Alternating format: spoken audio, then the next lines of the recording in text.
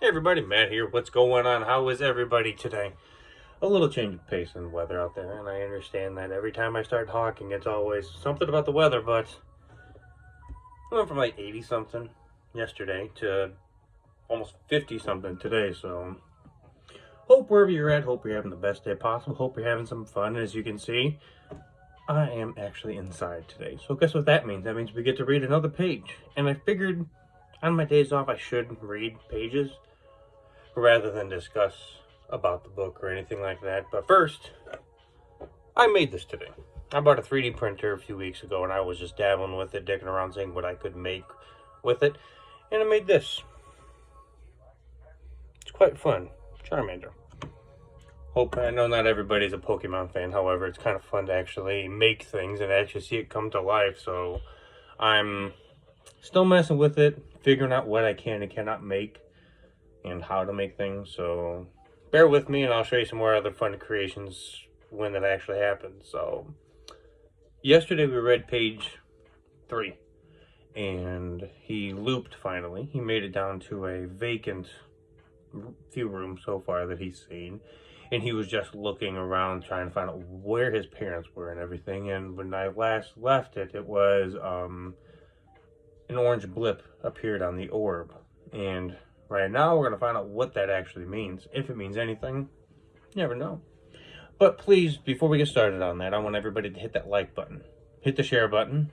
Hit the subscribe button if you haven't. And if you have, guess what? Thank you so much. I really appreciate that. But hopefully the page catches some traction and everything like that on YouTube. And everybody can figure out about Through the Eyes of an Interloper, because I thoroughly think that everybody will enjoy the book itself. So, obviously, since it's a chilly-ish day today, it's rainy. I think I heard some thunder a little bit ago. Just pull that blanket up just a little bit closer to your chin and grab that cup of coffee or hot tea or whatever the hell it is you drink, and just sit back and just take a page by page and enjoy. All right, like I always do before, I'm going to overlap a little bit, and so everybody can actually understand what is actually happening. So thank you for stopping on by once again, and here we go. The wood creaks under my feet as I frantically walk around the rooms. I turn a corner of what probably was a bedroom, and I see an orange blip appear on my orb. I pause and I damn near drop my orb. I swallow hard and shake it, thinking there is a problem because I only see one, and I drop down to my knees quickly as if someone was attacking me from behind. I crawl around on my hands and knees and start to make my way toward the blip. The dust collects under my pants as I make my way slowly. I begin to smell smoke as I slowly get closer toward the door. Curiouser and curiouser my mind tends to run. Where is the smoke coming from? Where are my parents? I manage to make my way to the window next to the door, and I hoist myself up just to peek over the sill, and I witness my father fall to his knees with his hands up, pleading and begging. This is no ordinary planet that I had landed on. The trees were on fire in the front yard of whatever building I'm in, and the surrounding area as far as I can see. The sound of crackling from burning can be heard through the... Wait, was the building on fire? Or was it the surrounding trees that were making that sound? I can only imagine that the floors above me, if there are any, are on fire. Am I going to be inside as the floors above me collapse? But I can't go outside because I'd more than likely be killed next to my father. Or more than likely be next to my father. I immediately dropped my whole body back down in hopes that nobody witnessed a lonely interloper's head in a vacant building's window. I freak out and start to lose it, and I begin to crawl towards the window in the living room, just to peek my eye around the corner, to get a better view, to catch a glimpse of as to who or what was demanding my father to get to his knees. I frantically look around and to find my mother. Maybe she's in here with me in this building. Maybe she's escaped and it's only my father. A tear shot out of my eyes and ran down my face instantly. My mother's body lay lifeless next to him. Her orb was crushed as she lay there in a pool of her blood. Her hand was outreached for the orb as if she were trying to use it or get to it. The planet, as described by my parents, was supposed to be an oasis of pure blissfulness, rolling meadows of grass as the wind makes them look like waves of water. The trees sway, and you could swear you hear the orchestra playing the many colors of the sky right before the sunset, an infinite amount of stars in the sky. It could almost blind you. There were only herders on this planet that wanted a new life for them and their families. Unfortunately, the planet that I landed on has been overrun and taken by these creatures. Were they waiting for us? Did they do all of this before we even got here in hopes to just destroy a life for someone? I stopped letting my mind get the best of me, and I peeked my eyes above the windowsill and start to try to remember every detail about them. Because if I have a chance to make it back to the Wasp, I will make it back to our planet and have to describe who these people or what these creatures were. My eyes got to the size of my head as I remembered I needed my father's orb to make it to make the ship turn on or anything.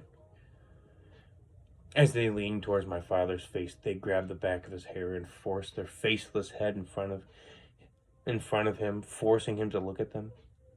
My father resists, trying to look away, but only to have another two robotic hands come and hold his head steadily. That's page 4, my friends.